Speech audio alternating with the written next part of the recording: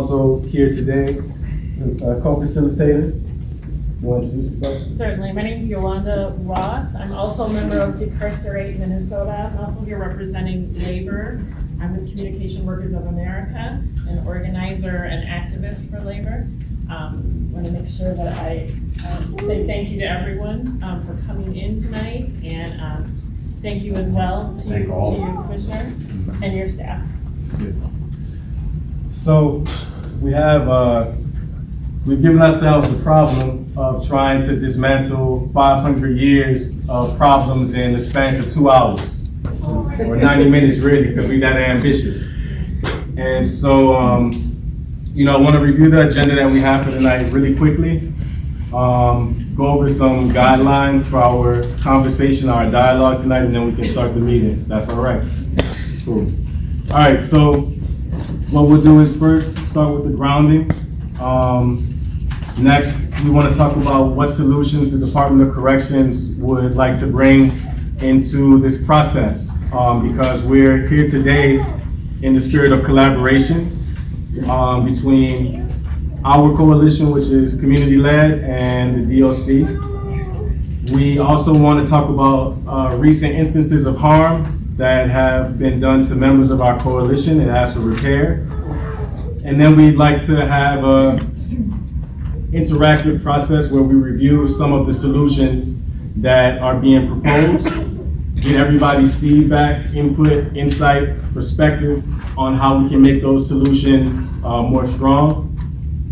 And then we'll end by deciding on what our commitments as a group will be moving forward into November. So, does that make sense? Yes. Okay. And so, guidelines for our conversation. I didn't know it was going to be this many of y'all, so I only printed out 20. So, you're going to have to make buddies today, and I'll read them out for you.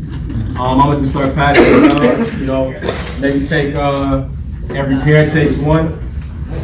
But for our conversation, we just have some guiding principles for how we should engage with one another, recognizing that there's a lot of outrage in this room, justifiably so, because all of us have a lot on the line. Some may have more than others, and that emotion can be a live wire. But we want to try to come together today in a spirit of calmness, because the work that we have to do together will be a heavy lift. And so we don't want to get burned out fussing at each other unless we need to.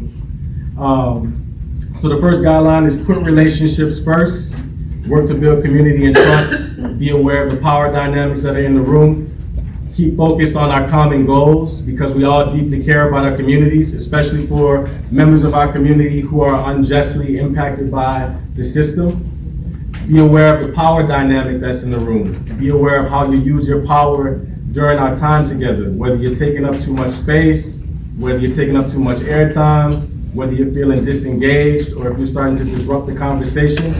And before you speak, consider why are you talking? And before you react to something that you don't agree with, ask yourself, why am I feeling what I'm feeling? And then start from there. Let's create space for multiple truths to exist. Speak your truth for yourself and seek an understanding of truths that are different from yours. Always being aware of power dynamics and ask questions rather than react. Let's also speak kindly and speak clearly. And also let's tell the truth.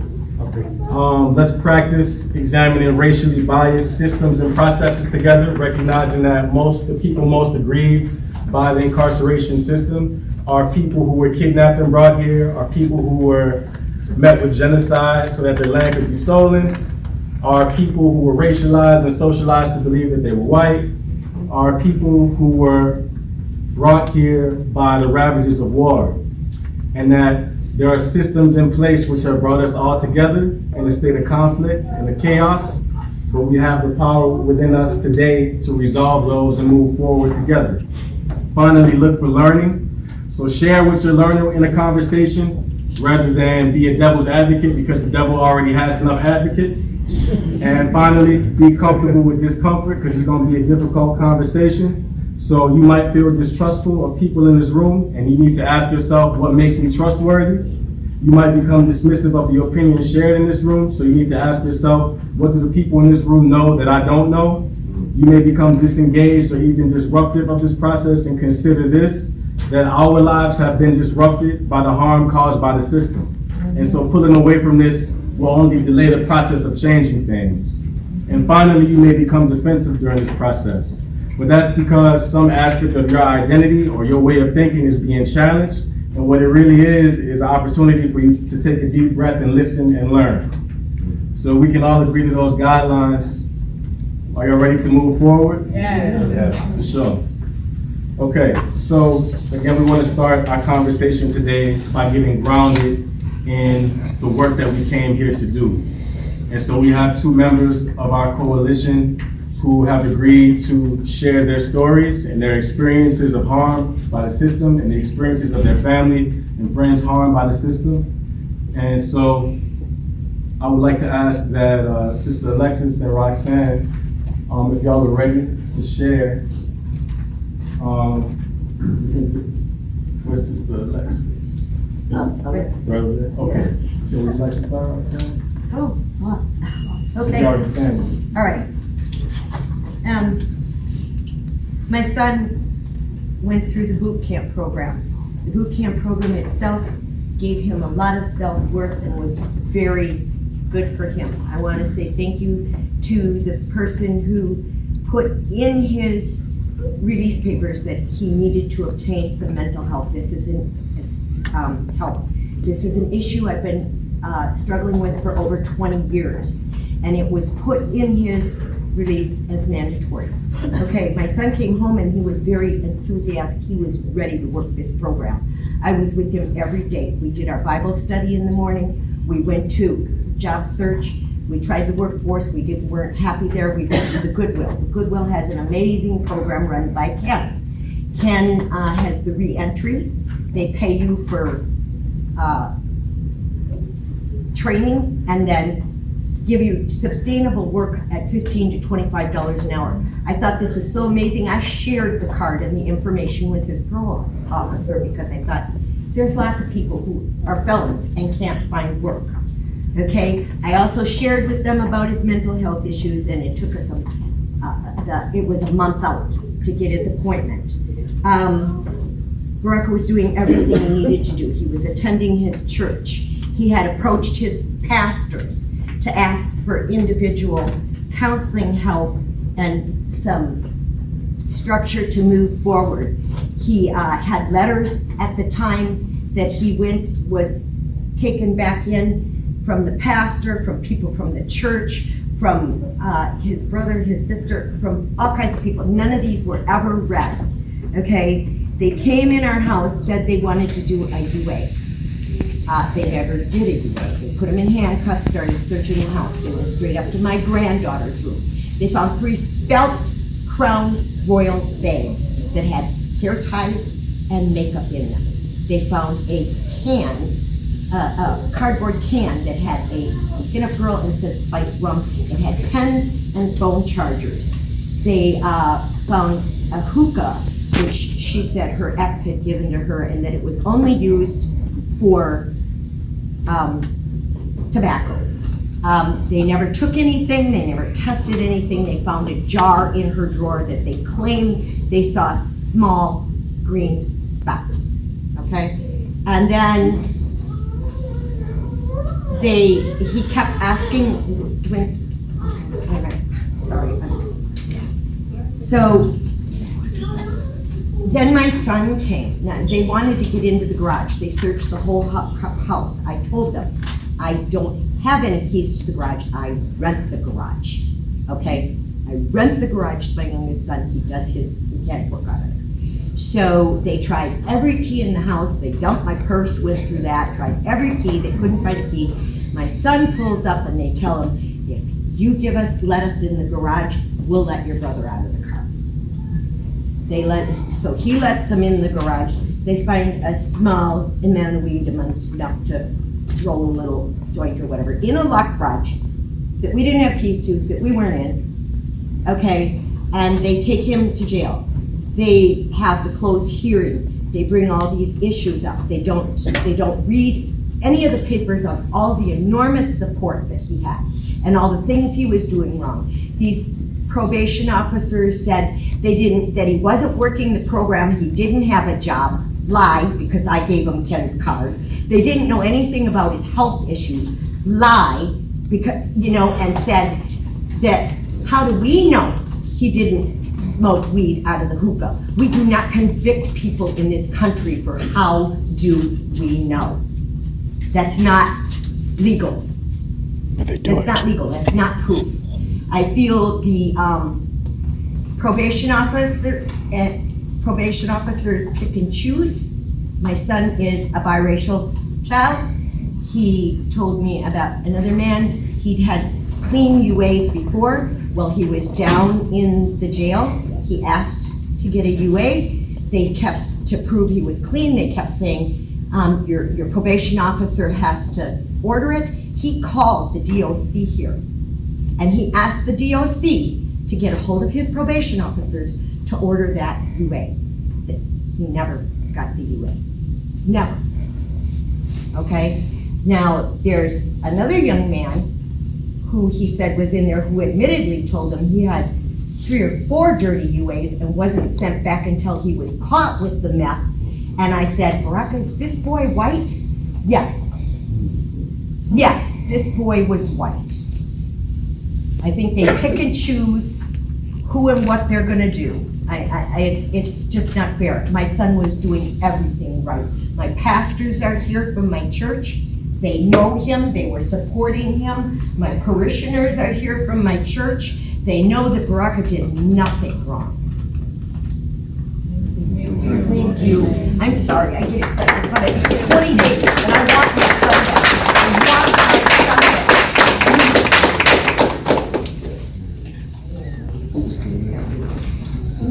Good evening, everybody. I brought my 2 daughters here with me who are impacted by the technical violation policy. And I'll just be brief.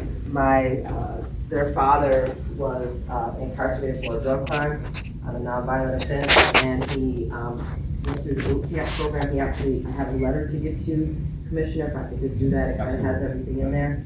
But so he was convicted on a nonviolent crime, as I said, and he completed the boot camp program, got out on an early release, was placed under intense supervised release on that, and was violated 2 times for technical violations. One was accountability. He had documentation on that one, so they gave him a second chance. And the second one was a complaint that was issued again around accountability. That one was proved to be a mistake, but then the technical violation they ended up sending him in for was around his phone. So his 60-month sentence was given 98 months. He had gotten out after a 1.5 years, and now he'll have to do like 3.5 years. He's done 16 months since being violated. So one of my daughters is extremely emotional about this. So I'm gonna have Nigel Duke, if you don't mind me, go first. So hi everybody, I'm Nija. Hi, Daniel. I put together a little poem about my dad. Now it's making me sad, but okay, My father, my warrior, my heart, the man who led me through the dark, the one who comforted me through my pain and always made me feel sane. My father, a non-violent man, taken away from me once again. Wishing he could be here with me, providing for his family. My life and family split in half over things done in the past. A black man just trying to survive, punished and denied. Denied from the world itself, an outcast since the day he was perceived, but still means so much to me. Wishing he could watch me grow beside me as time goes. The land of the free has taken from me. I wonder if he'll be there to see me graduate, by my side as he once was. I love you, Dad, forever and always, together again someday.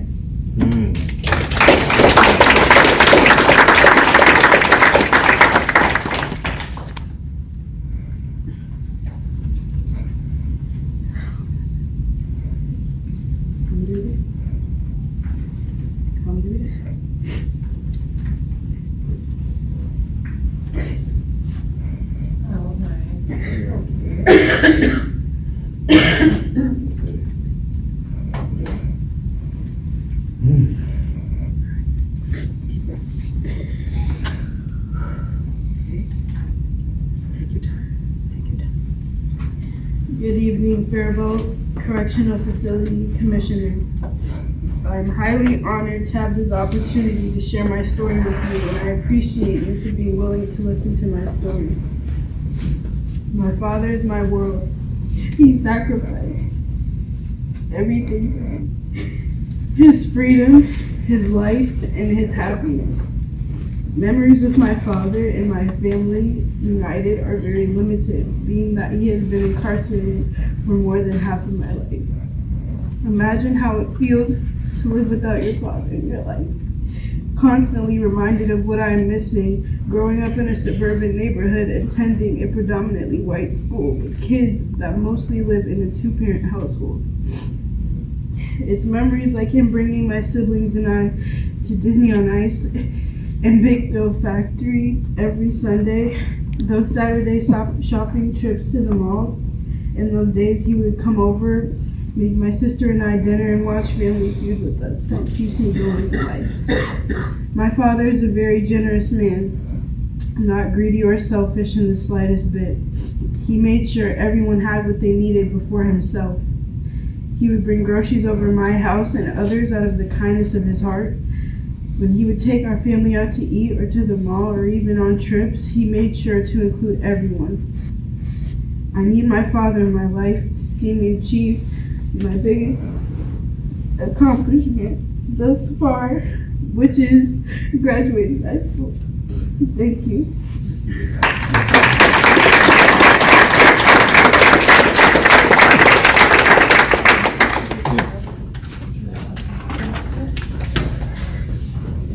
Thank you all for what you shared. I recognize that when you tell your story, you relive it, and so we appreciate that you sacrifice your peace of mind and will bear what is happening in your life with the rest of our group so that it can guide us. Also would like to ask if it's possible, if we could extend our meeting today by 30 minutes, recognizing that we have very little time to make some pretty big decisions. Okay. Is that all right with everyone? If you have to leave, then, of course, leave. Okay. Also would like to acknowledge, on this row we have some visiting delegates from Metro State who will be helping us with the facilitation today as note takers. And that we should now move into the second part of our agenda, which is to discuss some of the solutions that the Department of Corrections would like to bring into our work together. And if possible, if one of our note takers could help me take notes, then I'll take this board over here. You can take one over there. Who's up for it? Yeah, don't rush. It's all right.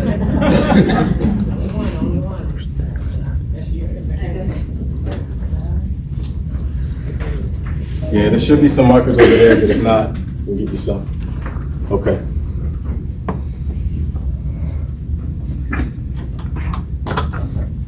Yeah, well said. So I'm just going to cover a few of the things that we've been, some of the discussions that have been discussed. I think when we start to look at, Can you identify yourself, sir? I'm sorry, I'm Paul Schnell, I'm the Commissioner of Corrections. Then when we start to think that, talk about the range of options, and look, I'm not here to defend the system. I recognize that there are changes that are needed. I want to affect some of those changes in concert with you. I want to make sure that we do that in a way that is going to be sustainable and not going to have an impact that actually could be worse in the long haul. Some of the things that we've been looking at is creation of policies that might look to say that that in response to any type of violation, that it would be the expectation and the mandate that the least restrictive option would be employed in every case, and that includes even in the issuance of warrants for someone's arrest. So the least restrictive option. So in other words, even some of the programs that we're looking at doing a demonstration project with in Ramsey County around violation reduction is really focused on trying to minimize the use of custody time. We want to create programs that fundamentally address programs and systems, mechanisms that ultimately address issues primarily around need. When we look at a large proportion, roughly 60% or so, nearly 60% of violations in supervised release stem from chemical use violations. Now, I understand that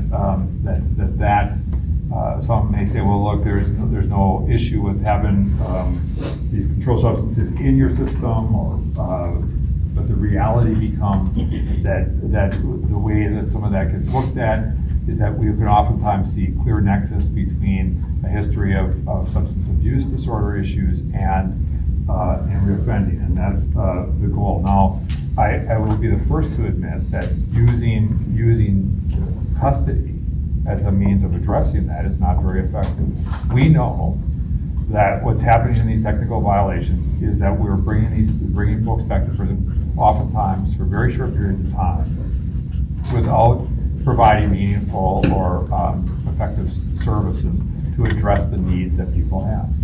We know this, and part of that is a resource issue that we have keep people access treatment inside is a problem. To that end, we have been working with March, which is a conglomeration of treatment and mental health providers, and have been we looked at a number of the state funding mechanisms to allow people to use and access community-based treatment programming, mental health programming, that we think would be options, and we want to be able to make sure that we can refer people directly into those programs, have assessment issues done, and ultimately get people access into programs as quickly as possible. The other thing that and I think this came out of some conversations with folks in the group, and I thought really made a lot of sense, is that one of the things that we're looking at from a policy standpoint is requiring that agents, anytime there would be a referral for a violation, prior to the issuance of a warrant, that the agents would have to submit an analysis of impact on that person's housing, on their family, on their employment, and ultimately an analysis of what are the needs and risks that are to be addressed by virtue of this violation. Because I think sometimes, even in some of the stories that we heard tonight, right? It's what are the fundamental issues that we want to make sure get addressed. Because compliance with conditions is one thing, but it has to be tied ultimately to the objective of helping people do better and get what they need, so that we're helping. We also have proposals that are being put together to look at the justice reinvestment model. I know that there has been some discussions about justice reinvestment. When I say justice reinvestment, for people that may not be totally familiar with it, ultimately we would look to move resources that would otherwise be used for secure custody, incarceration, and take dollars from savings and move them into ultimately a resource model where we fund gaps in services that people may need and use those dollars to address that. Now that's a short-term kind of model.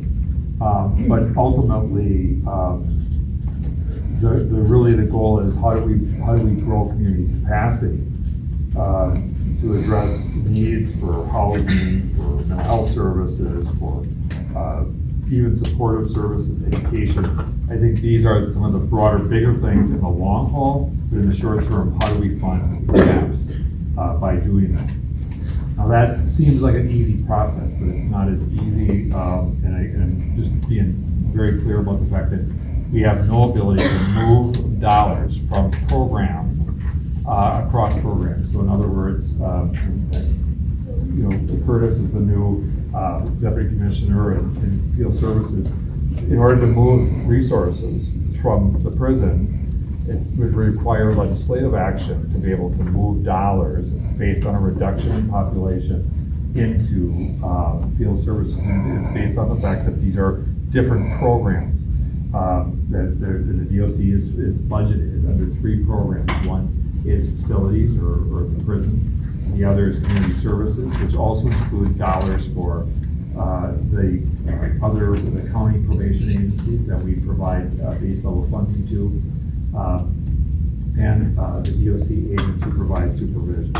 Paul, Yep. mind if I interrupt you? Because we have some correspondence with the budget supervisor, Jim King, Yeah. that says that actually funds can be transferred across programs. Yeah. Specifically, he says that, so we asked, in regards to Minnesota statute, 16A.285 regarding transfers of appropriation, as the statute directs, agencies can transfer money between programs within the same fund. For the most part, the DOC operates with appropriations of 3 separate funds: operations, facility services, and community services.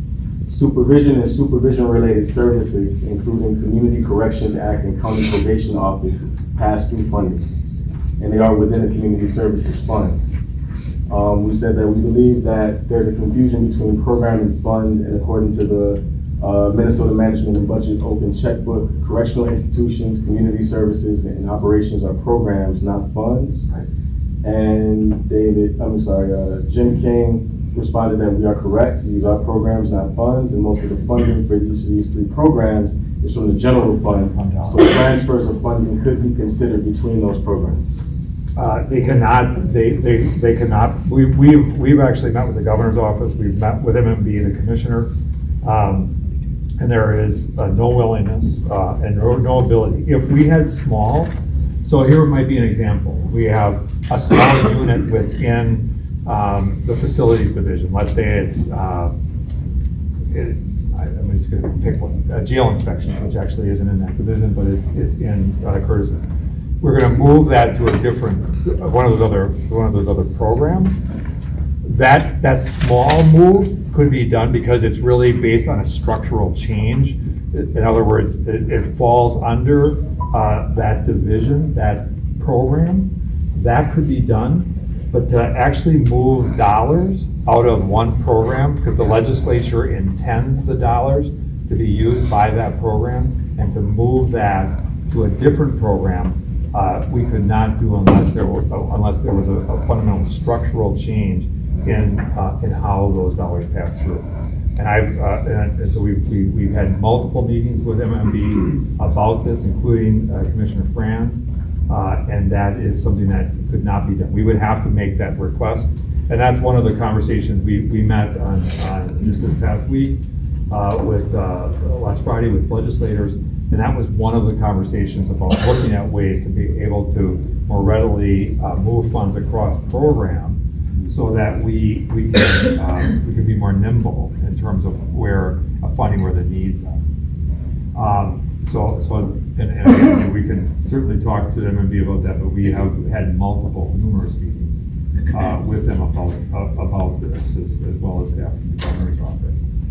So justice reinvestment would be one of the ways to address that in the long haul is that the legislature would provide a mechanism for when we can realize savings at the facility side, that those dollars can be realized and used to fund gaps on the community services. Second question, because we're going into an election season, so how how is the DOC going to basically carry the ball through, a gauntlet, and not get lost in all of the promotion to get new presidents and people elected to new seats. Right. Like, you got a lot of competition for airtime. Yeah, so we met with the governor's office on Friday, including the lieutenant governor and the governor. And we laid out some of the priorities and the chairs of the public safety committees in the Senate and the House.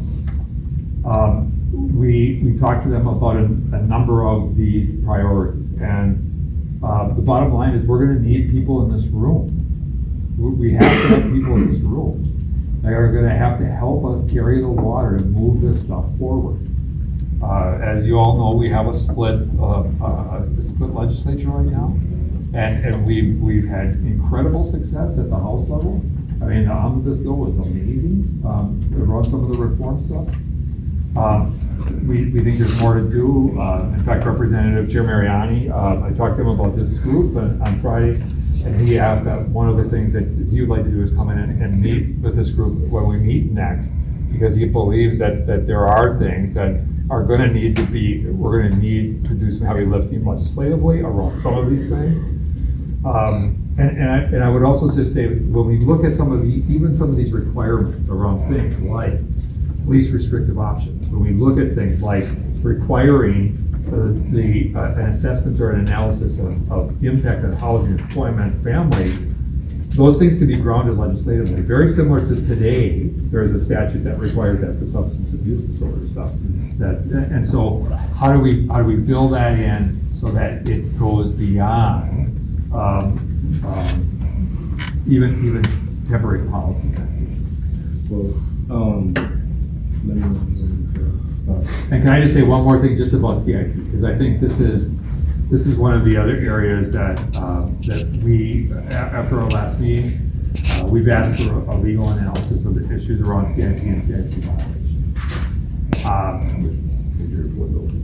The Challenge Incarceration Program, and that's, I think, the program that was discussed here and here, boot camp, yep. And what we find is that many people, just like I heard tonight, have found that the boot camp itself was really a positive experience for many of these people. They loved it. It was the supervision that happened afterward.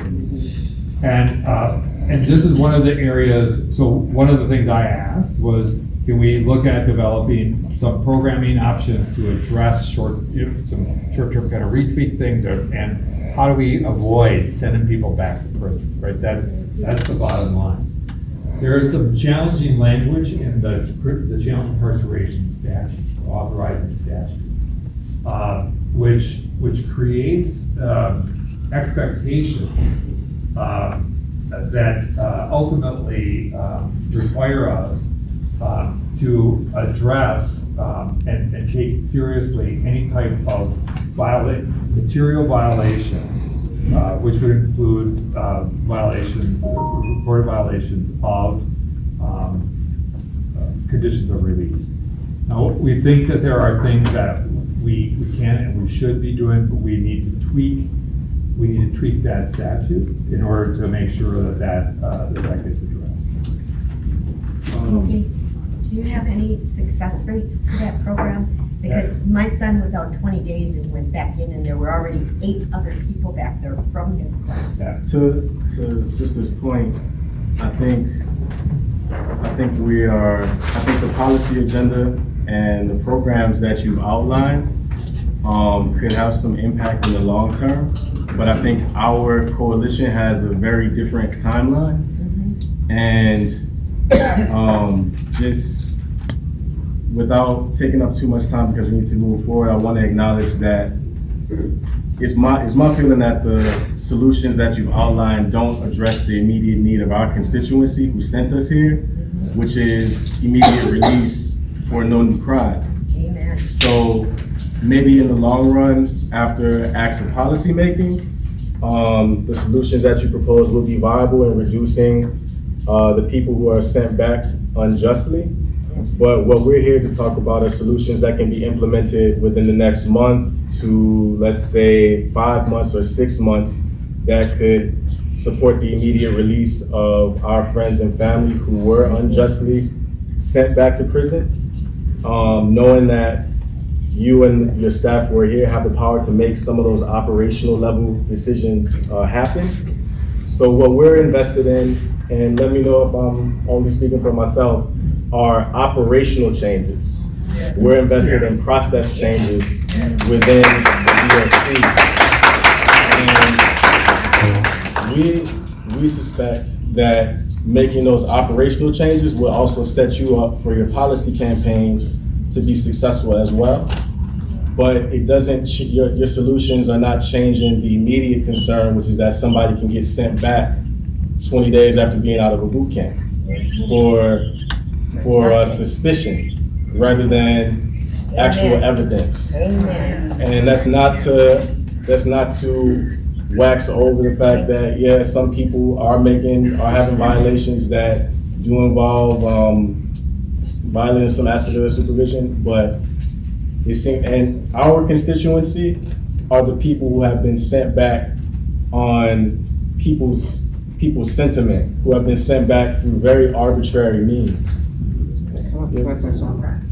I think the focus on probation and parole officers is misguided, because the actual person that decides is the hearing officer.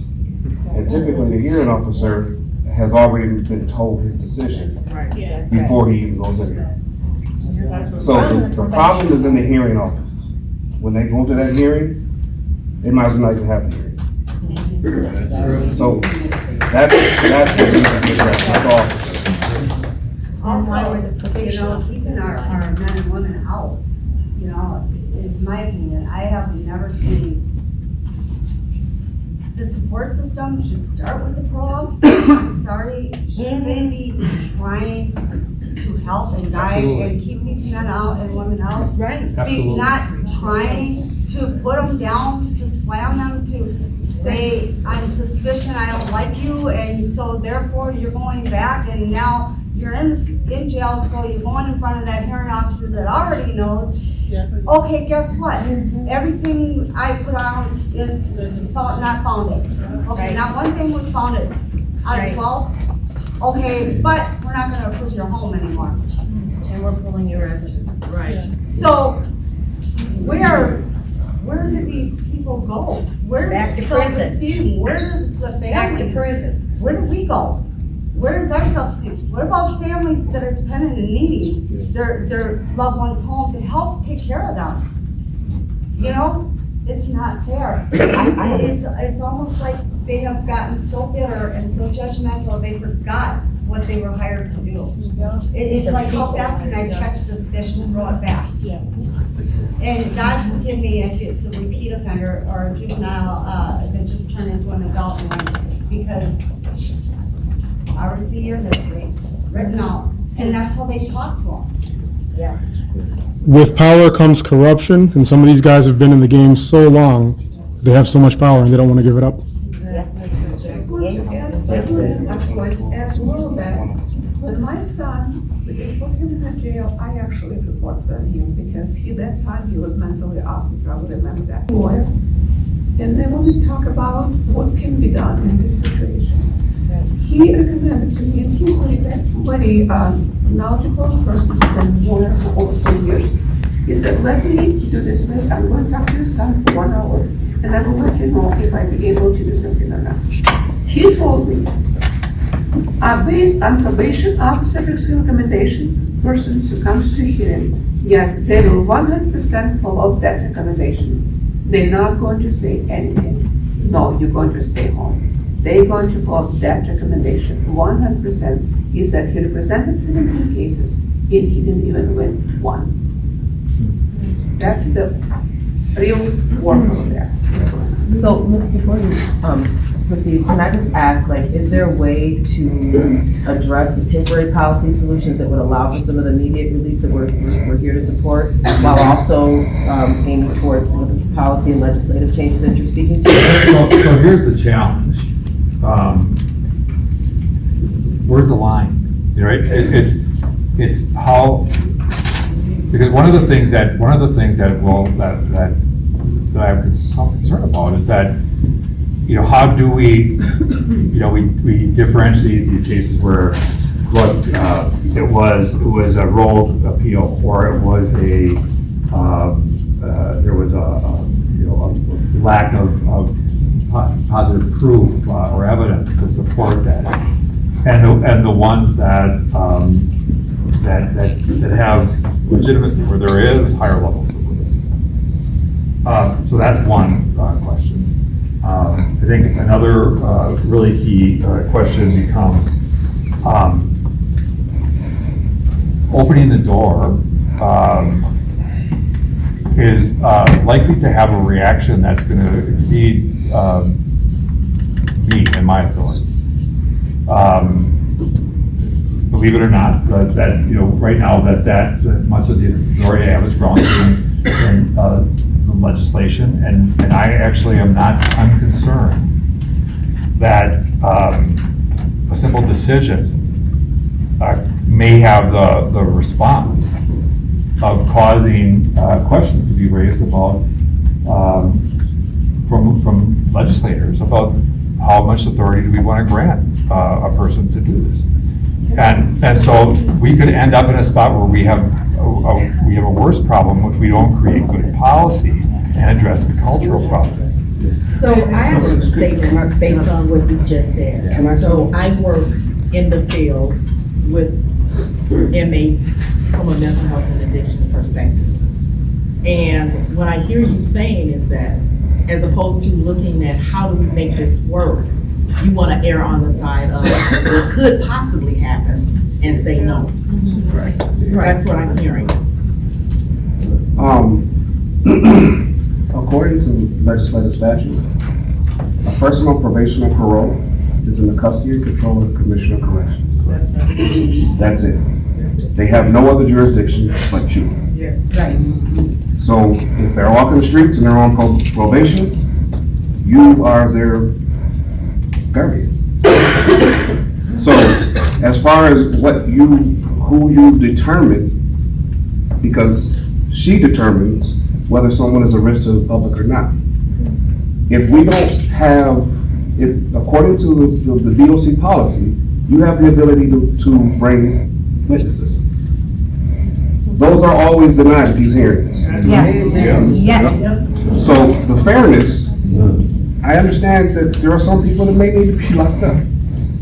But when you have these hearings, there needs to be, if you have witnesses, they need to be heard. Yes. And that goes directly on her. I think this also speaks to what you were saying about the hearing officers. There's a violation of due process that has to happen. It's an operational practice that people's due process is violated, and that is what allows them to be sent back. And that has to be enforced. That's one of the solutions that we actually propose. I think you erring on the side of caution is we could take that as a harm reduction approach, but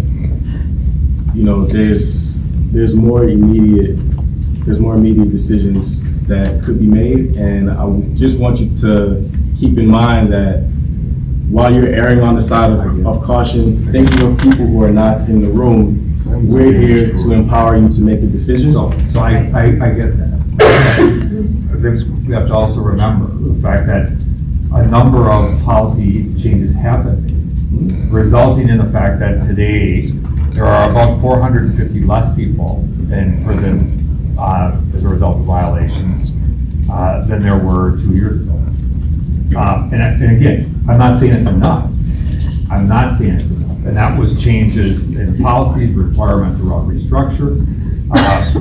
So there have been some. Are there things do we have to address some of the cultural stuff? Do we have to address the net? Have we been having conversations about the hearing process? Yes, and some of those things are things around how quickly can we do these hearings. That's one thing, because the 14 days has been one of the problems that many people have cited. And then what can happen is some of this may extend the length of time people are in custody waiting on or preparing for that hearing. So again, there are things we can do to provide more due process. I would rather really start by really looking at, are there things we can do? And one of the key things is requiring a higher level of review of the actual violation allegations. And that we've done some of that, which has resulted in the reduction of 400 populations per day. But obviously, I think there's a need for more. And those are things that we can implement. One of the things I wanted to mention also, on what you just mentioned, when they do these reviews and these men are working it out, they do say, okay, we investigated, they're about, all right? It's like they're under attack from that minute, worse than they were. And I think when they do a program in prison, such as boot camp, which is very much like boot camp for military, I mean, it's a wonderful program, but if you're gonna come out just to get targeted, it's not okay. I absolutely, It's not okay. I absolutely agree with you. I absolutely And how agree. fast is that negativity gonna spread and nobody's gonna wanna try this program, Because they're putting in their hard-earned work and believing in something. The boot camp and have a target on their back by the agents. Yep, I agree. Excuse me, I don't wanna cut off the conversation, but I also wanna keep the agenda moving forward. So I pass it to Sister Yolanda. I definitely want to thank you for reliving your pain for the benefit of other people, for the benefit of people who are currently incarcerated and people who will be incarcerated in the future. It's incredibly brave, it's incredibly needed, it's incredibly powerful, and I thank you for that. I want to reground us right now in our shared goals. So what I'm going to ask is, I'm going to speak them out. If you agree with them, please just say yes. If this is a goal that you agree with, and I'm speaking to you as well. First of all, can we all agree that treating prisoners like human beings is a goal? Yes. Can we all agree that reducing the prison population is a goal? Yes. Can we all agree that improving the conditions inside of the prisons is a goal? Yes. Can we agree that justice reinvestment is necessary? Yes. And then can we agree that we need to support our prisoners and make sure that they are able to take agency of their lives and their situation? Yes. Appreciate that. I'm asking us to reinvest in this, to recommit to these things, because we're going to talk about kind of the elephant in the room right now. I'm not sure how many of us are aware of some of the issues that we've been having recently regarding the ability to organize inside the prisons. And I want to say, before we jump into this, that I understand that this is a situation that's created an incredible amount of anger on both sides. That there's been some breaking of trust on both sides. And there's issues of ego as well, I'm sure on both sides. So what we're talking about here is that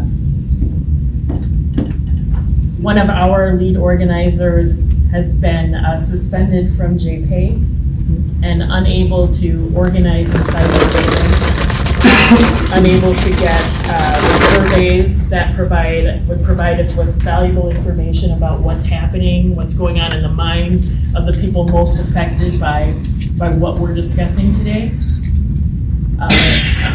We want to talk about that. We want to talk about the suspension of visitation for our organizer, as well as the prisoner's ability to call him on the phone. His number is blocked. We want to talk about the fact that a couple of our organizers inside the prison have been placed in solitary for reasons that look very much to us like they are retaliatory. These are things we want to discuss. We have some people here that are going to speak on the situation in Shakopee. Is Wayne ready to speak? Yolanda, before Wayne speaks, could you explain what GPX Services does and what it is for those that don't know? I am going to ask someone who has actually used it to explain it. Is there anybody who would mind? I've used it before. It's basically like this app where you can contact your family members inside of the prison, and like you can send certain pictures and like email them, and just like stay in contact with them, and you buy stamps and like videos. Oh yeah, and you can send videos. They can buy games. Yeah. Money, emails, videograms, things like that. Very expensive. Thank you for that. Thank you for that. So speaking on the CIP program, Shakopee, there are several women who qualify for the CIP, but are not getting the opportunity. Looking at the rules that disqualify some, there are several who were rejected at the discretion of the commissioner. And these women all have children, grandchildren, mothers, fathers, and they deserve a chance at this program, which will allow them to reunite back with their families and communities. These women are non-violent offenders, a few which are first-time offenders. All we're asking is for this to be looked into, and for these women to have the opportunity to get in this program, and for it to be based off the policies of the DSC and not for like personal reasons or any other reasons. My God. Commissioner, can you commit to looking into that? Yeah, I mean, first of all, I know that by virtue of the role, and as you pointed out, I don't know the specific details of those cases, but I will look into them. The rejection by the commissioner is a broad statement because the commissioner is who is granted the authority by statute, but I will look into it and try and figure out what that's. Can you give us an estimate of time? When can we expect the results?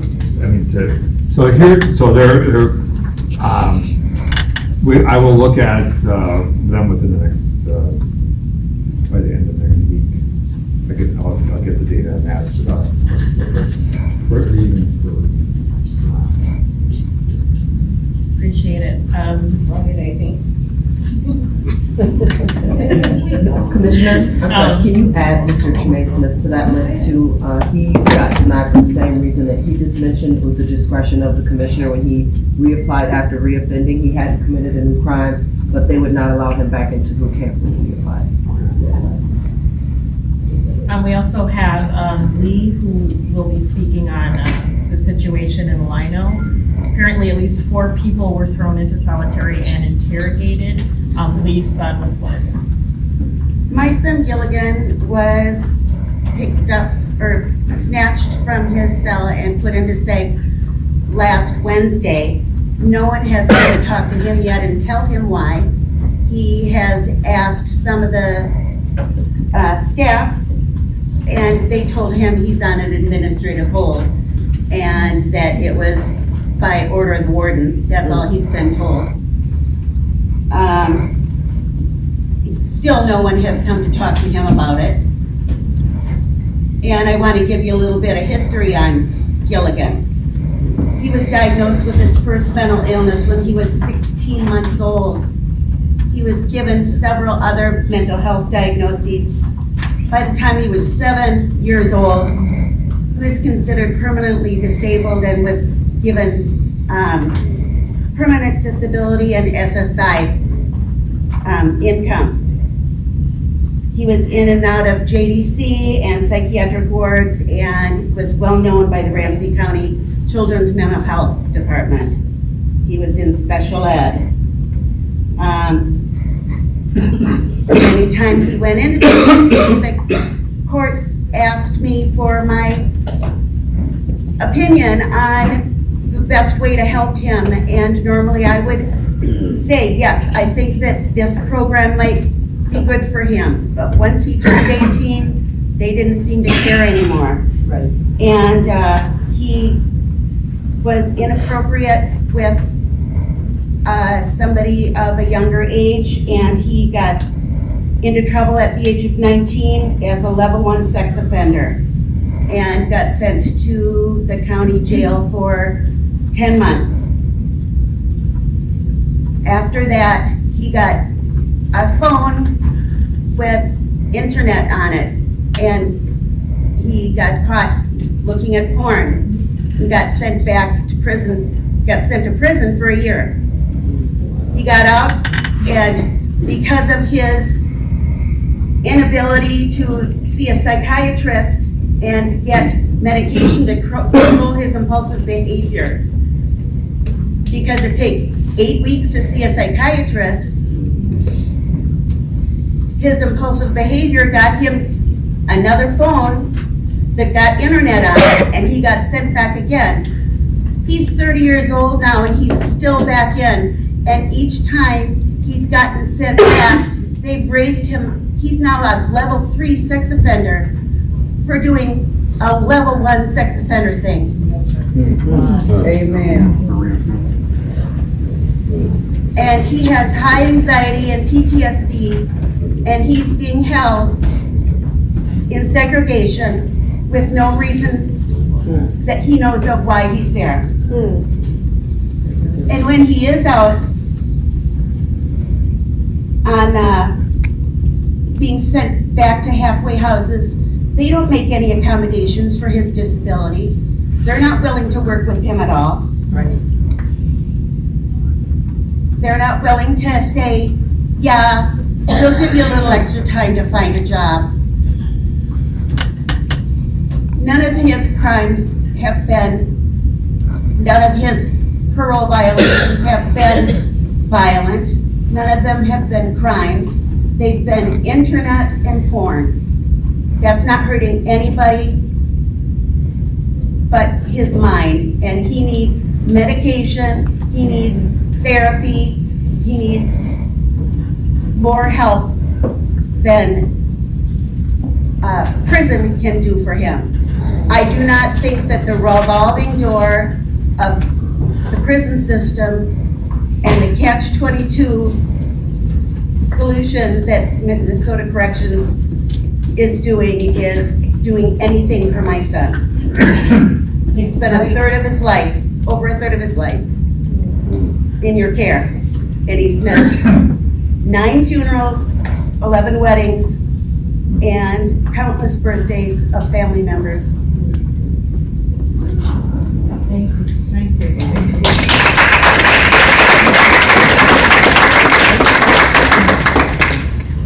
Faye, did you want to speak to the situation with your daughter?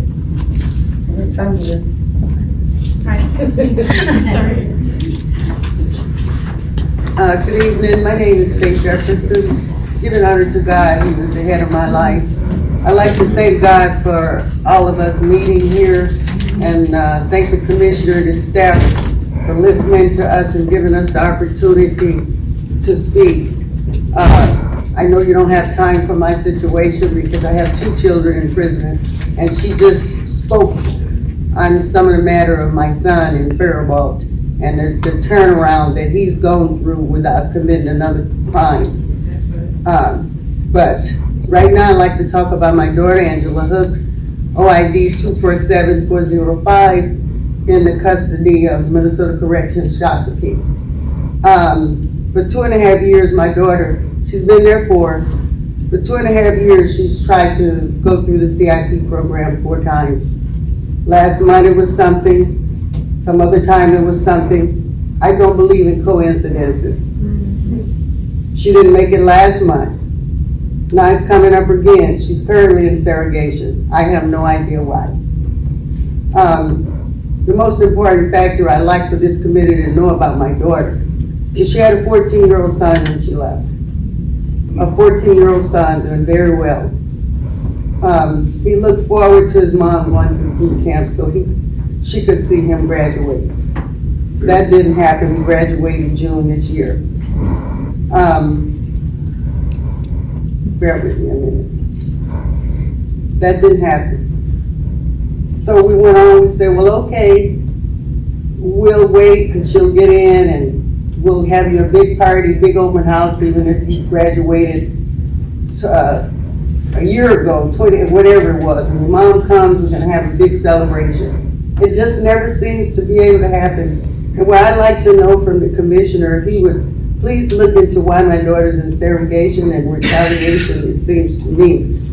And I'm not taking anybody's side because I know everything relies in the middle, but I know that it couldn't be a coincidence that I've tried so hard 4 times and I've never made it. And so now she's trying to make it. I'm worried about her mental status. She's in segregation, not able to talk to me. And I am her advocate. I want everybody to know I advocate for both of my children. And my son also has a 3-year-old. I'm raising both of their children.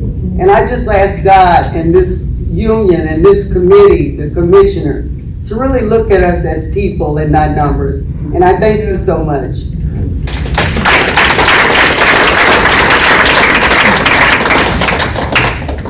Commissioner, can you commit to looking into Ms. Faye and Ms. Lee's situation with their children? Yes, I will. And when can we get- I'm wondering if that's, I don't know what's related to what, if there's part of this that's connected, so It's connected. okay. It's connected to the CIP program. Yeah. The CIP, the racism there, and Lee's son's connected to the survey in Rhino Lake around this committee right here. Did you say it's racism in CIPC? Yeah, there's Yeah, there's a lot of that.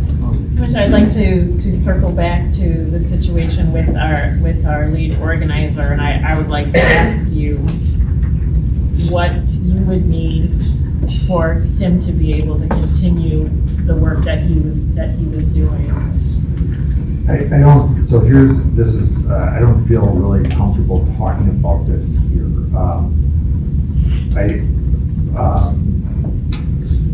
There was, made some decisions based upon things that ultimately I worry that conversations that have the potential, not just potential, but discussions that have the potential ultimately create unrest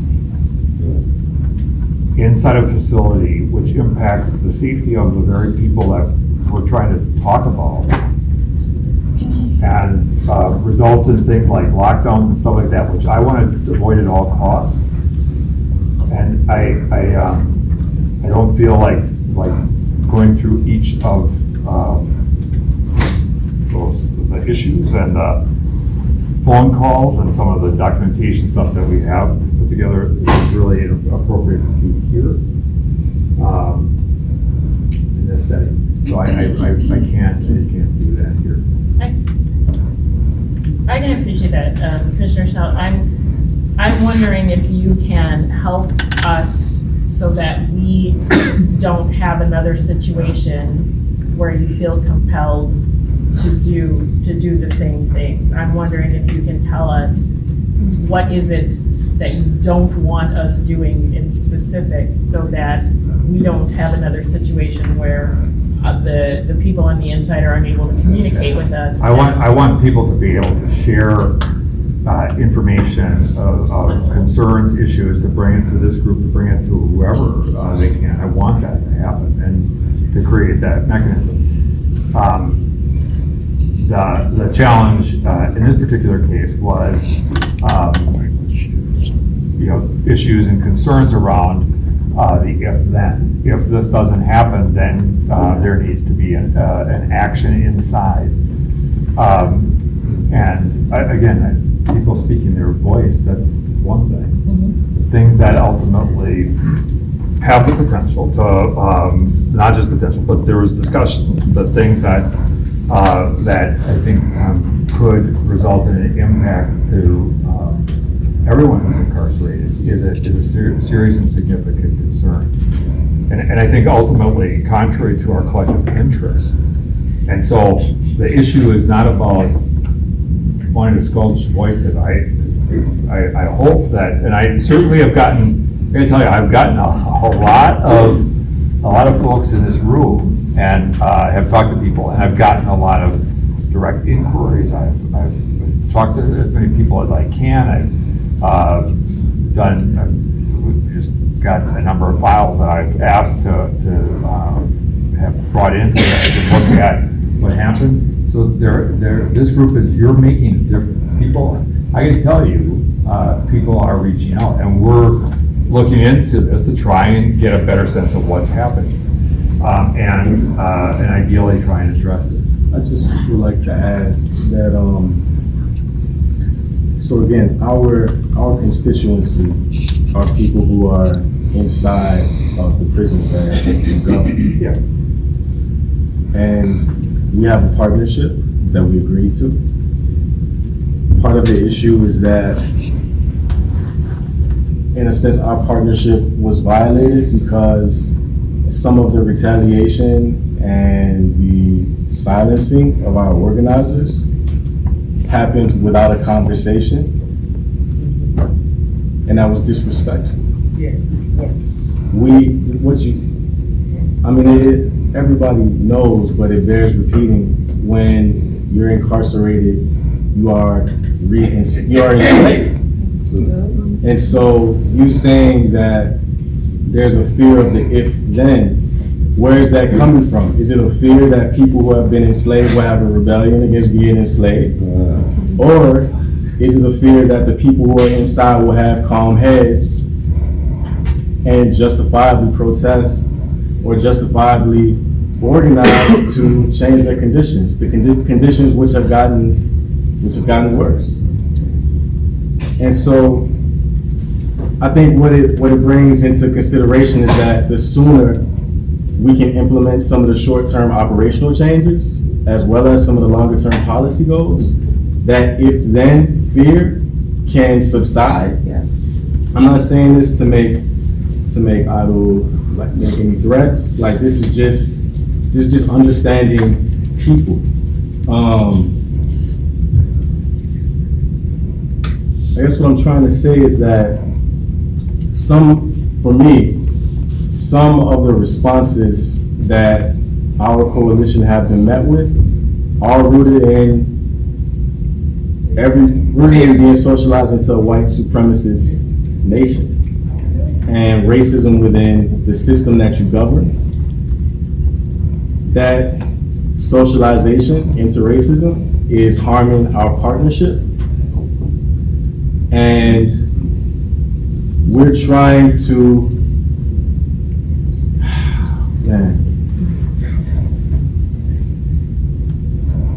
we're trying to correct shit that none of us started, but we can finish it. We can finish it together. But that means that the responses that are coming from the institution that you are the leader of need to. One other thing to consider, Commissioner, is that this response could create a bigger response that is even worse outside of the prison. It's because we are committed to this. We are not going to stop. We're not going anywhere. Right. So we need to, like you said, work together and respect the partnership. I get that. I get that. But fundamentally, they have a responsibility for the safety and order of the facilities. And I'm talking about this in the sense that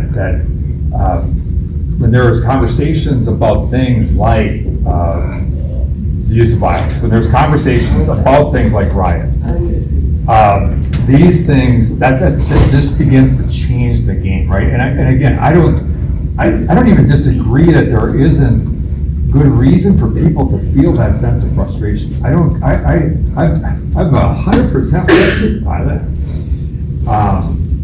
At the same time, I'm trying to find ways that ultimately we do not. The last thing I want to have happen is I do not want to when we're trying to move things forward, to find ways on a short term and on a broad policy level to fix this. Having those types of things happen and those kinds of conversations happen are, as I said, contrary to our collective interest. People can disagree or dislike the action I took, and I own that action.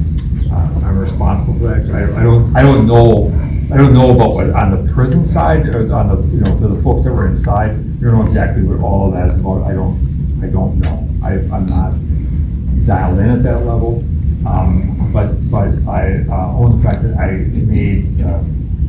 made some decisions relative to this at the outset. Some of the biggest changes over St. Cloud and Stillwater, I can tell you, because I lived and went through it, happened because of correlations like this, and because their voices weren't getting through to the inside of the prison, but for a fraction of a second. And not only were our leaders cut off, but we were cut off, and things happen. It doesn't have to get violent. They do sit-downs, but it's correlated to the prisons now, and it does get to be a mess for you guys because you gotta deal with it, because everything shuts down when everybody shuts down inside. The newspaper got started that way, rights got passed through that way. I lived through it. I seen it happen. So when people, maybe not using such scary words and language, but started to use more softer undertones, because we don't want violence. I think nobody here is asking for anything to get violent, but we are asking that things get done. Why should people be sitting in prison when they haven't done anything wrong? That makes no sense. And they're needed out here. Can I add to a reason that we have conversations with people inside, the biggest things that they're talking about, the biggest situations of violence they're talking about is from prison guards and administration. They're talking to us because they don't feel heard by you. And at the last 2 meetings, we talked about the problems with DOC data. And we've been having those conversations because your data is outdated and you're not giving us the very stories, the very action, the very things we need to work with. So you have to understand that prisoners have to get their things out. They have things on their mind. They have concerns. They have fears that aren't getting out. The media is biased, and every day you have to understand that moving forward. And prisoners are going to continue looking for those outlets, people to talk to, as long as you're not talking to them, as long as you're not willing to hear them. Because they tell us all the time, I do kites, I have advocates, I've complained, I went up my chain of command and wasn't heard. So we're willing to hear them. You are not willing to hear them, apparently, because they want to talk to us. So if you shut that down, like you said, it does ruin the foundation that we're even trying to start at in the first place. I'm not, you're certainly welcome to have to continue those communications. Curtis Shanklin, new Deputy Commissioner of the Community Service Division as of last Wednesday. First and foremost, because to your point, I haven't been here for the previous meeting, so let me first and foremost say thank you for welcoming me into your space along with my colleagues. At first I made the point that I wasn't going to say too much this meeting because I didn't want to give the impression that me being a black man and new to my position that I was somehow ushered in here to speak on behalf of the DOC, because I think all of my colleagues are more than capable of speaking for themselves in the direction in which that they see the agency going. But I also am one of those, and people who know me who sit around this table, I'm also one who feels like I have to speak up at times when I feel like my voice is necessary. Prior to me stepping into this role, I have filled a lot of those seats that you all are on. I have spent the better part of the last probably 17 years of my over 20-year career working for the system to try to change the system, specifically around race equity and the way that we deal with the disparities here in Minnesota. And that's not just through my direct work, that's also through my work as an educator at Metropolitan State University. So shout out to y'all over there. Working teaching classes on diversity and the criminal court process. A couple of things. This first thing is just me personally, to your point. I hear you. To you who spoke over there, I hear you. In the back who spoke, I hear you. For you all who spoke over there, I hear you. I think we all hear you. To your, I think we also have to understand that when we talk about this respect thing and being heard, that we always got to remember it's a two-way street, right? And there's a certain way that we have to go about things if we ultimately want to see the change that I think all of us collectively want to see. As someone who's been frustrated most of my adult life with the level of pace that change seems to occur when it comes to these state agencies, particularly with what's going on here in Minnesota, I understand your frustration. Your frustration is valid. But we also have to understand too, and to have a reality that the issues that we are talking about didn't happen overnight. This is a part of a culture that we, I think, are committed to working our tails off to try to change. And please, I know that at times that's not going to come as fast as that you all will like, but what I can guarantee you is that we are committed to not only just meeting the expectations that you have for us, but exceeding those. And I have a personal stake in this game, because at the end of the day, when I take off this suit and I go back home, I'm still a black man here in the United States of America. I still will share some of the issues that all of my brothers and sisters have in here every day. So this suit does not mask some of the ill wills and things that are happening. I think we have to be careful sometimes with some of the language that we use. When we use the words like, "our people locked up are enslaved," me personally, that bothers me a little bit, because to me, I think that's disrespectful to our forefathers and mothers and our ancestors who were in fact enslaved by no choice of their own, by no things that they've done to end up in those situations. I get what you're saying. Trust me, I get what you're saying. But I also think that we have to be responsible in the language that we use to characterize some of these issues. Because if not, we do more harm than we do good. With that being said, again, all of the things that you all are talking about, I share all of those issues, whether you're talking about issues with the Hearings and Release Board, whether you're talking about issues that go on inside our state prisons, with the way that some of our incarcerated people are treated, the way we're talking about probation and those type of things, the way that we talk about people who end up in our prisons for technical violations, sometimes longer than the time that they spent on their original adjudication or disposition of their offense. Yes. I get it, I'm with you. All I would say is that if we are going to ultimately, again, see the change that we hope to see, and that we are more than capable of doing it, as you all know, for being advocates, for being grassroots efforts to energize people, we can do a lot more collectively together than we can do on our own. Now, I'm not saying that everyone is going to agree with this, because again, there's a lot of things that I would like to see not happen tomorrow, but happen like yesterday. But at the same time, I don't want to sacrifice the potential for what we can do because of the fact that the pace that we're looking to see it happening is not happening as fast as we want. I think you all should stay on our butts about this. That shouldn't change your commitment to these issues. That shouldn't change your willingness to get out there and to stay on us, to email, to call, to gather, to get together, to continue to put pressure on us to live up to the promises that we have made to you all. But again, I would like to think that we are all have the same vision as outlined with what you talked about, all the goals in mind. So I think we should always keep that at the forefront of our shared responsibility, and that we all want to see the outcomes that I think everyone here is talking about, and understand that that is going to take some time, but I'm committed to making it happen a lot sooner than tomorrow, and hopefully we can get that done yesterday. Hey, can I chime in real quick? I don't want to get lost in in a conversation here. I mean, I gotta get going, but the one point I wanna make is that I keep hearing this word partnership, and that we're supposed to be getting along and getting together, you know? And then I'm hearing about the deceit or secrecy or whatever's going on, okay? So correspondence was happening inside the facility that the folks that control the facility, Schnell and Commission, didn't approve and aren't in favor of, because yes, you have to be in control of facilities. I get it, that's your job, that's why you're there, okay? My question is, so moving forward, how do we have clear, authentic communication with the folks we need to talk with in partnership? I mean, I think it needs to be re-engaged and discussed on how we do it, not that we can't do it. That's what I feel like I'm hearing. And I need to hear something different. I mean, I feel like the conversation needs to be, how do we do this correctly? So corrections and the community, the people here are on board.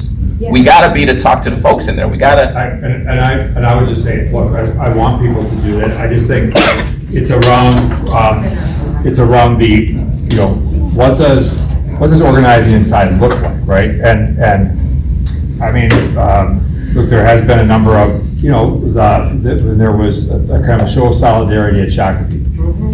I mean, to me, that there was a statement made, right? And That's what we that's cool. That's cool. There were things, however, that were well beyond that, and this is the side these are the things that we have to be. But you also have to consider that a lot of the people who have been sent back to prison were sent back under violent circumstances too. And even though that was not in the language of a riot or a strike, it was still violence done to our community and our constituency. I would also say that we're here today because of organizing that happened inside of your prison. So this is what organizing inside of prisons looks like. And I also would just want to close by saying, not to make it a conversation, we didn't come here to have y'all do it for us. We came to work and do it ourselves. And so for our partnership to function, our organizers need to be able to communicate with people inside, because we have access to information that people who work for you don't have and can't get, just by virtue of the violence and the dynamics inside of the prisons that you maintain. So, just to get back onto the agenda, and also if anybody has to leave, you know, thank you for your time and for sitting with us today. We wanted to review the solutions that you have proposed, as well as the short-term solutions that we propose. So on this wall to the back, we have a set of solutions that we would like to see implemented in the next month to 6 months. These are operation-focused changes that we would like to see happen. And what we like to do in this process is get everybody's input, feedback, and questions on how the solutions could be implemented. So I have a bunch of Post-it notes. We have pens, we have markers if you want to write directly onto the paper. But we'd like to just take the next 30 minutes for everybody to go through, just gather their solutions, including the two on these chart paper boards right here, and leave your comments, leave your feedback, and then we'll come back together and we'll talk about some of what's been put up onto the board. And then we can agree to move forward on some of the solutions and see which ones need to be workshopped. So I'm just gonna pass around the notes, you know, take whatever you need to write. We have markers right here. I can pass these out to you too.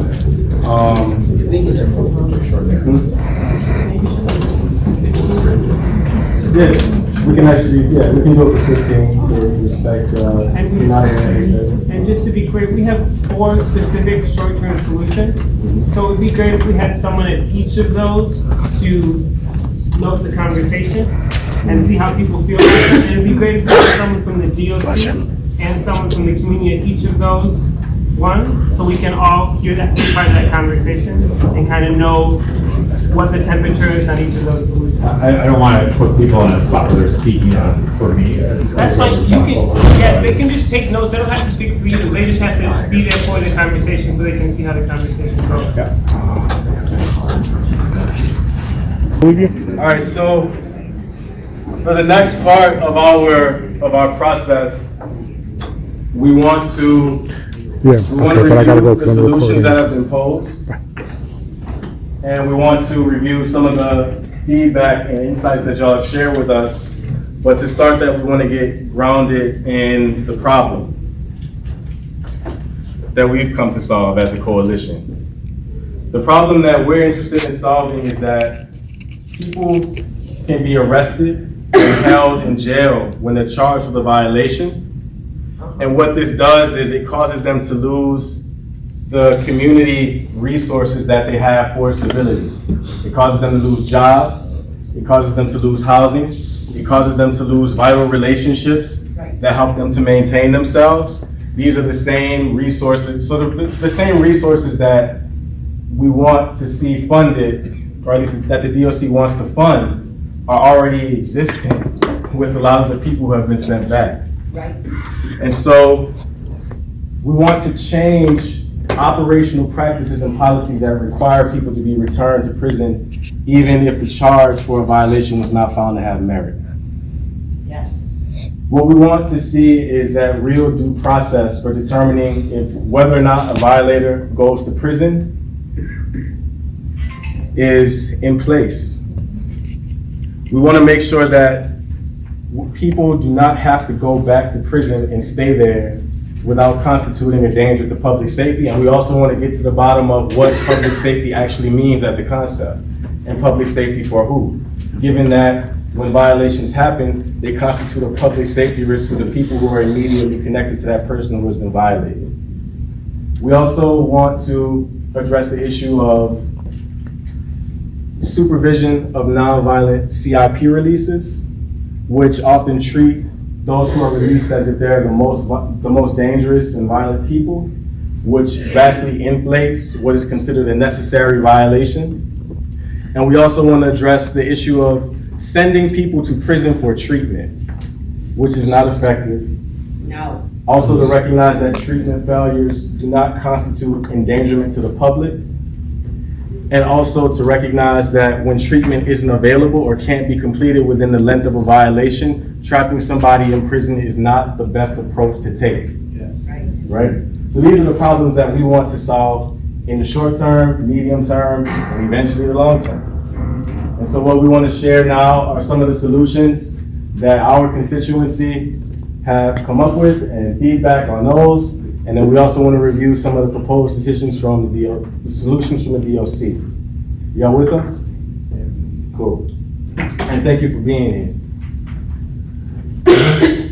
So what we're saying is, instead of the many issues that and solutions that are currently being utilized, that we replace them with these things. So instead, by November 15th, unless clear present danger or recent history of attempting to escape, schedule a hearing rather than arresting and holding someone. Does that make sense? Right. Create pre-warrant tool for parole and hearing officers listing existing social safety nets to protect an impact of confinement on releasee, family, community, and taxpayers. Instead, we'd like to use the 1A tool to redesign current pre-revocation worksheet and future decision-making in hearings and appeals. If a releasee is charged with a new charge and let out on bail on their recognizance, the DOC should not hold them, but let court process decide what happens. We do have some comments around that. Sure, just a couple of them here. Well, first thing is that, denial of due process was what someone noted here. They feel like there was a denial of due process, and that this affects their job, that it's a new violation because they lost their jobs. So basically just completely removing any safety net, any social safety net they might have. We also want to end the practice of HRU hearings and appeals with no real due process, consideration of social safety nets, community involvement, and data collection. So again, to your point, Commissioner Schnell, maybe reporting and impact assessments would be a useful tool. But instead of the practice as it stands now, what we would like to see happen by November 15th is no matter the plea, that we allow witnesses, character witnesses, cross-examination, and presentation of evidence to happen during hearings and appeal processes. Yes. We want to shift the standard of evidence to clear and convincing rather than preponderance of evidence allowable by, what is that, statute 2940, 3600? Whatever the hell that is. That's a rule. That's a Rule. complicated rule. And also, by ending the practice, what we would like to see happen instead by February 14th is to expand public safety and the social safety nets tool, number 1B. Have community members as equal decision makers at hearings and independent boards for appeals or hearings without unanimous verdicts, and to create a tool to ensure meaningful, monthly, accessible data collection for revocations, appeals, and for violators who are in prison. And then a couple of the comments were, can an employer serve as, are employers as a witness invalid? Someone wants to. And also, stop lying, only use the truth. Here we want to end the practice of CIP releases being returned to prison for violations that don't present a risk to the public. We want to stop the practice of supervised via intensive supervised release for highest risk releases and incredibly low success rate. Instead, by November 15th, CIP violators should not be returned to prison unless there is a clear and convincing evidence of risk to the public.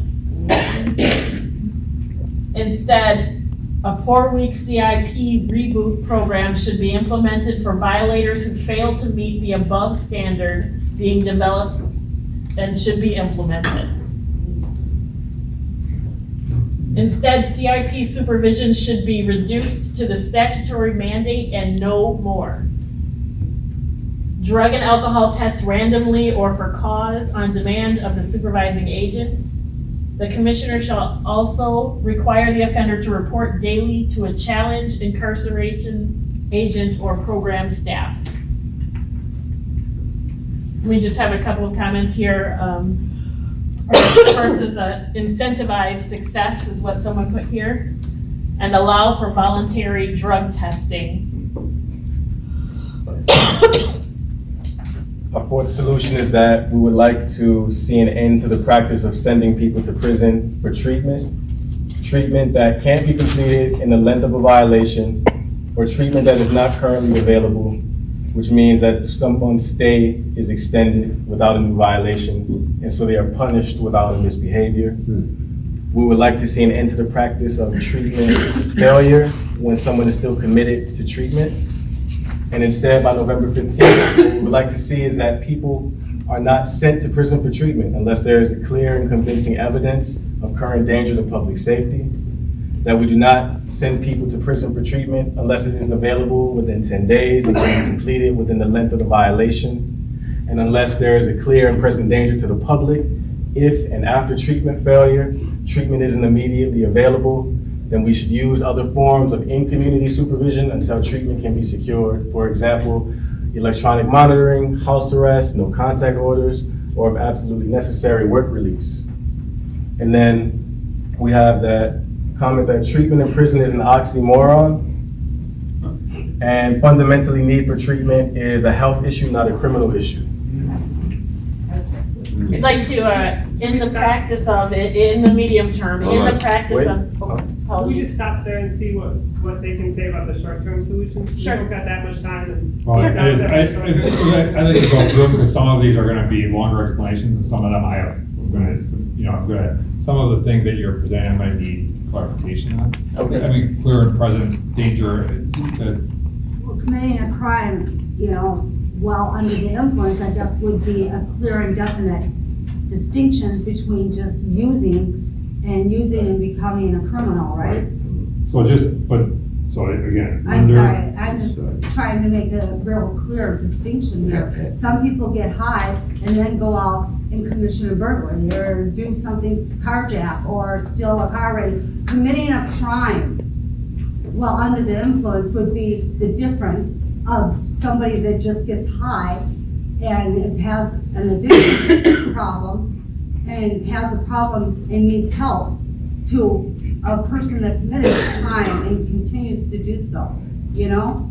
There's a difference. I understand that. Yeah, or, you know, worse, I'm just giving, you know. I think, so just what I've just used is, I talked about this earlier, so under existing statutes, the department, this is CIP, is required to impose, quote, impose severe and meaningful sanctions for CIP violations, and must remove an offender from the program if they, 1, commit a material violation of program rules, 2, repeatedly fail to follow program rules, 3, commit a misdemeanor, gross misdemeanor, or felony while participating in the program, or 4, present a risk to the public based on their, quote, behavior, attitude, or abuse of alcohol or controlled substances. That's Minnesota statute. Right. So this is stuff that I think we need to change, because I think ultimately the statute itself creates some of these problems. But her son didn't commit a risk to the public. Yeah, why is my son in prison then? So, And her son didn't commit a risk to the public, and her son, a material violation of program rules. That's what the statute says. But they were not, they didn't say, get sent back, they get sent back for using, and then sometimes they got sent back for using that didn't even happen. So all I'm telling you is what the statute says. I'm not defending a particular case. I can't speak to a case. We're not asking you, we're just saying you can make that particular change? I can't make that particular change, Yes, because you this can. is Minnesota statute, No, and you that's can, the difference. Can we clarify what we're asking? Right. So for example, should not be returned to prison unless there is a clear and convincing evidence of risk to the public? So some of this stuff is, let me finish. Some of this stuff is grounded in rules, which means that promulgated rules have to go through a process of change. What can we do now? Paul Schnell cannot change the rules But what as the can we do commissioner. Paul, we're now? not- What can we Sister, now do you mind if I, done to move do you mind if I something jump forward? in? Paul, we're not asking you to change the rules, we're asking you to change practice within the HRU process. Many times, practice is grounded in promulgated rules. And so, in order to change practice, we have to change the promulgated rule. So deep into that, so what is the promulgated rule that says we have to have preponderance of evidence and not clear and convincing evidence? So, look, this is That's stuff. not covered by statute. So, how do we want to do this? I mean, we can go, this is the stuff we need to dig into. Let's go one at a time. This is the stuff we need to dig into. Well, we're at time. So, I mean, the conversation has to be what's next. Because we're not gonna fix this today. Okay, so can we look, so the first one, the first solution, which Rebecca, we've talked about, and that you mentioned before that we want to work on, this idea that we shouldn't hold people in jail unless there's immediate public safety risk, such that they don't lose their job and housing when they get violated. Is that a sensible idea? Sensible idea, yeah. There's some Great. things we can put in practice that try and minimize. Great, and in what time frame can we make that sensible idea into something that we can operationalize? Right. This is one of the places we have to have the conversation with the MAC, or with our MAC partners, because I cannot. And one of them came to our last meeting, thought it was a good idea. So we still have to, we still have to talk to them, but can we put a ballpark timeline onto that? I don't know. I can't give you a ballpark. I mean, within the next couple of months. So, in the next couple of months, can we write that down? Within 2 months? Cool. Can we look at the second one? Okay, so now we're talking about. Hang on a second. There's process here. And this is the thing that, what's gonna happen then, is I don't wanna be held to a spot where you agree to something, you didn't do it, because it's process. And we're willing to be in on the process and see how it goes, and if we hit a big bump that we don't expect, well, then we'll be like, oh wow, we hit a big bump. But right now what's happening, Commissioner, is you're ducking and weaving, and so nothing's happening. And so we don't, and so what we want to see is you stop ducking and weaving, and you start saying, hey, this is something, we want to dig into this, we're going to create a process, we're going to solve it. So that's why, let's go to the second one, okay? No. How about your communication? How about your communication back into with our family members inside? Can we do something there? I mean, is there one one tiny inch we can move today. I mean, that you can help us move forward with. Because this is our third meeting, right? And we told you about this in February. Right. So you've had how many months to like dig into this and do all the digging in and doing, so, right? And we've I'm had gonna 3 change the months. system in 9 months. And we've had 3 months, we've had 3 months of conversation where you've done the same ducking and weaving. Can I jump in? Yes, please. Paul, we're not asking you to change the system by yourself. We came here to be in partnership, meaning that we will work on this project together. But thus far, there has been no direct collaboration, or at least not enough to address some of the issues. I am gonna speak up here. And you're not mentioning that we have no these issues. I just And said, we I have- just we told have you not- that we worked on that one. And we have made some progress. Some progress So on I that don't one. want discredit being dished out this way, that we have not been meeting, because we've been working quite diligently. We have on been the whole meeting. warrant But some of our groups haven't met yet. And, And some And of, And that's, and some of this, and so there are, then we have on the statutory side, you know, we have things that we feel like we have to address in the statutory side with legislation. And I think that's one of the places too, that this group can have a significant role. So let's bring it up Again, specifically. time-wise, that becomes an issue. so can we look at the specifics? So, okay, so can we look at number 2? So, currently statutorily, people have a right to present evidence, to have witnesses, and to counter-examine people who present evidence. Currently, that almost never, ever happens in HRD hearings. Now, the reason why that happens, Rebecca told me, she's not lying, is that if people plead guilty with explanation, right now in the current process, those are waived. Now, we can change that process and say, no matter what someone pleads, they should retain those statutory rights. so, and the other piece we talked about is with that, is there are some rules written about eligibility of hearsay evidence and testimony. So that plays a role in it as well. But hearsay around whether or not a person is a danger to the public, if that's what we're trying to address, that's not hearsay, that's useful evidence for people who know them. What if nothing got found correct in the hearing? And so then they say, we're gonna take out the residency because that's what we got. Right. And what if they say, They never committed how do no I know? crime, no crime at all. They went through boot camp within the same amount of time as your son. I mean, from the minute he walked out that door, it was like he had a target and they were throwing darts. And I'm an outside person to this one, all right? This is her guy, all right, who was helping her in life. And I mean, she made severe changes. She moved people out, you know, so that he could be there, so that they were taking care of each other's needs, you know? I mean, she needs his help and assistance right now. She has nobody close to her. Her family, look, the effect that it's having. I'm wondering, you know, are the parole officers getting paid bonuses for throwing these guys back in? And this is the other thing you could do, is you could say, let's have a pause. So much BS or hostility. And you ask, how do we know? How do we know where this is happening, who this is happening to? You should know, because it shows by these group of agents, by this county, et cetera, to these citizens, Indian, you know, biracial, whatever. Repeat offenders, it doesn't matter. That really doesn't matter to me. What matters to me is that they earn the right to come out with a little bit of respect. That's what they gave them in there. Right. That's what they taught them, how to give respect and how to receive respect. I agree. And what did they get when they walked out? I agree with you. Smell it in the back. And so, There's gotta be a little bit of, and you similarly, know, the CIP statute is in the way, like you're saying, but if you look at the actual supervision statute, it doesn't say they have to be under ISR. It just says, what it says right here, that they have to have drug and alcohol tests randomly or for cause, and they have to report to a CIP agent every day, okay? Now, if that was switched, and that supervision level was reduced to that point, so many people would not be in prison right now. And that's something you can do, you don't. So Again, it's not statutory.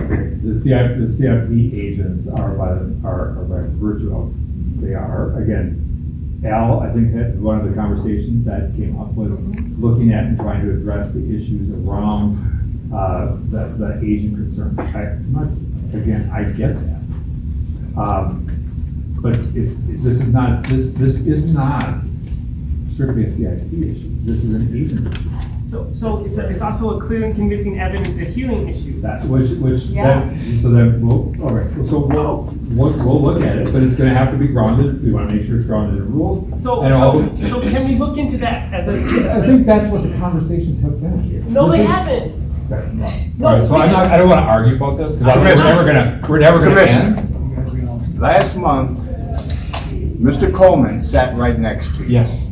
He's the poster boy for what we're talking about all along. So here's the problem though, I cannot be in a conversation to talk about a particular individual. Okay, but what I'm saying is, we've been asking for data requests for the past 3 months. Right. And it's gonna clearly show all of these speculative violation reports.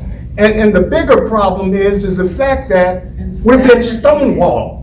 We're the so-called community, but we're being stonewalled. Why isn't this stuff forthcoming? If it's for the community, why isn't it forthcoming? So I think what's interesting is that I don't disagree with the frustration. At the same time, there is information that is contained in these reports, considerable information. Now, you want to get a sign, have a release signed.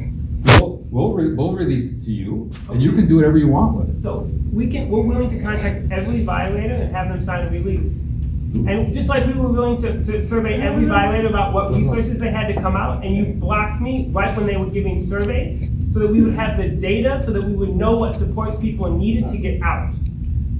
And on the preliminary surveys that we got, 85%, and it's preliminary because you blocked it, we would have had way more surveys had you not repressed us. 85% of people, 85% of current violators have or could easily find housing, employment, and treatment. Okay, and that's important because again, we're saying, oh, right?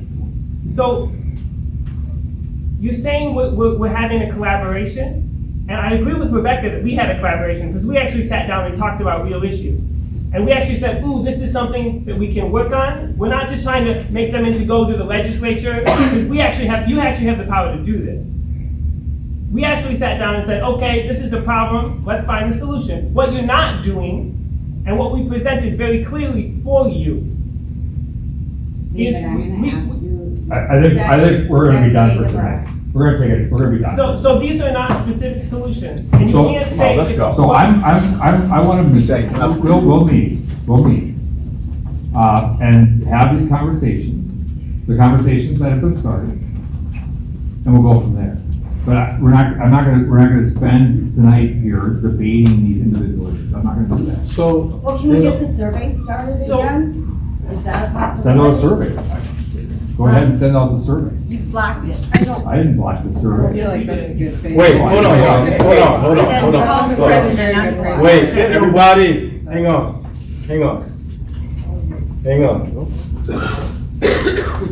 All right, so what's happening is there's a lot of antagonism right now. And I think what it speaks to is that in terms of process, the process that we have in our partnership has not been effective enough, at least, definitely not for us, but it sounds like not effective enough for you and your team to develop any solutions. We proposed some and you proposed some. What we need to figure out is, one, do we want to keep working together? Two, it sounds like you have a direct ask that you want to make us to support a policy and legislation campaign, and we have direct asks for you to make operational changes. And what needs to be established is, one, do you want to make them? Can you? Do you want to include us in the process? And in exchange, what do you want from us on your policy campaign? Yeah. We can talk about it in those terms, but also, if we want to work in collaboration, then it also means that the way that you're treating our coalition right now, which is actually stonewalling us, despite the few meetings that we've had, it's not working. You've put members of our coalition, or staff who work for you have put members of our coalition into solitary confinement. We've had one of our organizers blacklisted. And so these are sending a message, you're sending a mixed signal. Do you want to work with us or not? So I want to work where we can work and where we can make progress, and I think there are a number of those places. But and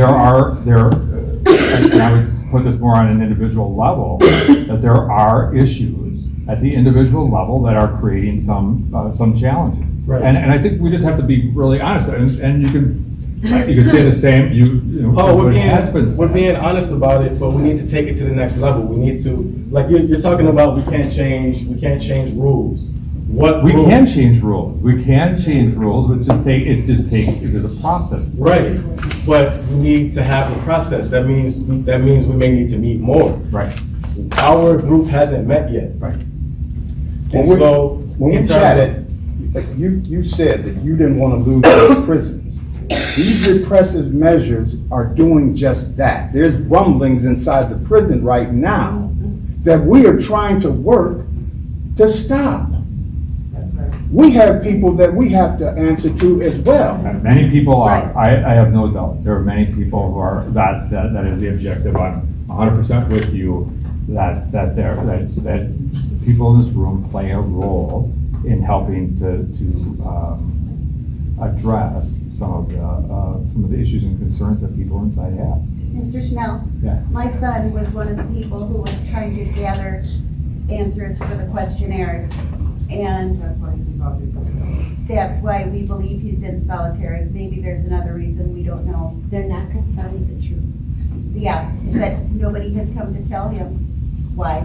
That I'll find out about, you said that, but I'll find out. But if you want more information on his name and ID, I can give you that. So, in terms of next steps, and I understand that when you speak about individual issues, you're also talking about me, and that's okay. We can be mad at each other, that's allowed. It's not personal for me, it's. Exactly, it's not personal for me either, because it's about getting this work done. So, if you think we can be in collaboration, then the DOC can put in the work, because this is the thing. The DOC as an apparatus has way more access to determining all the little legal details and process details than we do, right? Because you're the ones who run it, right? So if we can work together, and I hope we can, then you can take these short-term proposals, which we think are all very reasonable and very impactful and require no major shifts in process as we understand it, as we've sat down with people and they've explained the process to us. Thank you, Rebecca and Al and others for doing that. Because there's some things we didn't know, and some of those things shock us because they seem really goofy, and some of them seem changeable, and some of whatever, right? Then can we meet in maybe not as big a group, but in 2 weeks, and can you bring all the actual concrete things it would take, all the concrete concerns, like the real stuff, with just these short-term proposals? We can begin that process. I don't know. We don't know. We have to have there's people who we ask those questions, so we can bring as much of that information as possible. But I think. Can you tell you people to research and then bring it to you? That's what I'm saying. Exactly what I'm saying. But we have to get, I have asked the legal opinions on some of the questions that's what I've got here. So that's part of the process, and because it's a super complicated system, even for the people who run it. We're learning stuff. So can we look at those 4 short-term goals? Can somebody get those to me in writing them so we can? Email to you already. Okay. And can we sit down in a smaller group in 2 weeks? Yep, that's it. And you can bring all the real life, whatever the concerns are, because we want to hear them, we want to make this work. Yeah, and I would also say that what's interesting to me is that many of the things that we're talking about that I raised, and some of the solutions are exactly the same.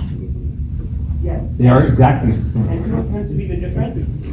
What's that? What tends to be the difference I'm noticing is where those solutions are going to happen. Right. And there's no doubt. I think part of it is, but I think about what broad policy stuff and how changing of some of the rules actually drive different realities. And so for me, the intentional process of going about addressing the complexity of the system as it is in part what ultimately creates the changes that are lasting and impactful. Now, I respect the fact that has impact on people. In the meantime, I respect that. At the same time, I'm convinced that we have to be careful not to try and fix one problem and create three others. I agree, and that's why we've been very intentional about identifying leverage points, like Katie was saying. And that's also why, as someone who's dealt with very complex systems like the school system, like union bureaucracy, sometimes it's a lot more effective to implement a solution, and then you can prove it works, and then you can legislate it, and it's a lot easier to legislate it once you have proof that it's functional. And not everything's that way, but I think that we've identified things that are really doable, that are really impactful, and that don't require major changes in the actual setup of how things work, but we're rather looking at the key leverage points in each of those little things, so we can just do a little tweak here and a little tweak here, and line something up that can function. So with those short-term things. So again, should we set a meeting date in 2 weeks? What's a good day of the week in 2 weeks? Make this at here, I'll give them, and obviously we don't need to have as big a room necessarily, but it'd be good so at least people who are here and want to come again can if they want to. Just while you're looking through that, I think Stephanie wanted to say something. Yeah, no, I just had a question about, we kind of had these, we didn't get to all of our proposed changes, but I also wanted to know if Commissioner Schnell, you'd be willing to forward. You had some proposed changes you wanted to present to us that we didn't get to today. I'm just wondering if there's a way that we could get a sneak peek of those, or you could send them out to us some kind of way so that we could be reviewing what you had in mind while we're waiting for the next meeting time. Yeah, we can present that. If there's a way you can like condense some of the stuff that you're talking about.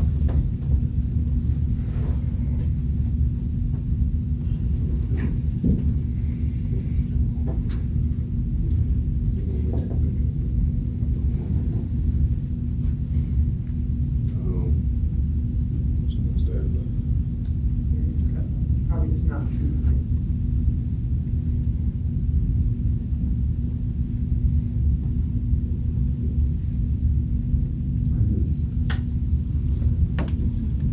What is 24th of October. So that's 2 weeks from today? How much time do you have to put aside for that meeting? I don't know.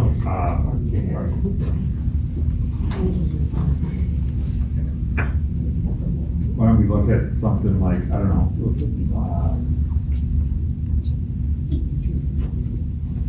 I'm gonna be back.